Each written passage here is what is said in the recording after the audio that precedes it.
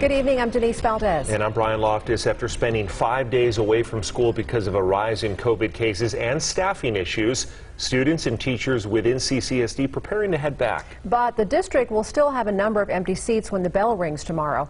Victoria Saha shares where CCSD is at after talking with parents about the return. Victoria? This pause gave CCSD nurses time to get through a backlog of calls as they process COVID cases in the district. We just learned today that between Friday and today, staff were in touch with more than 4,000 parents about their child.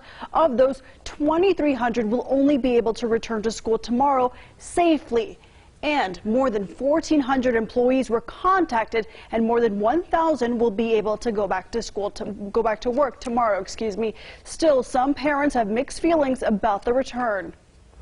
2,000 employees and students will not be coming back to school just yet on Wednesday.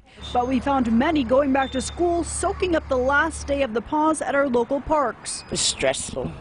It's stressful. We spoke to Pamela Sadesi. She's sending her kids back to school Wednesday, but still worries for their safety. My biggest concern is sending them back to school.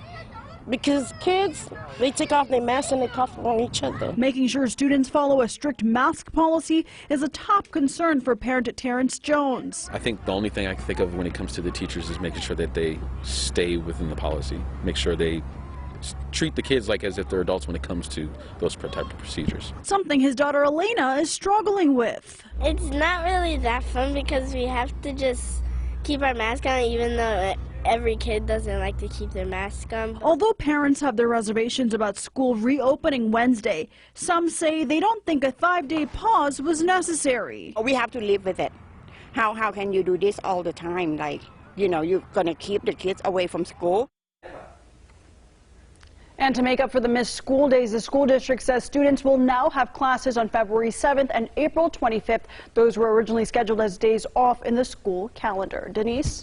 Victoria, thanks for that. And just ahead of the return to class, we put up a poll on Twitter asking you how you would grade the district's response to the recent COVID surge. Well, the top answer was an F, with more than half of the votes.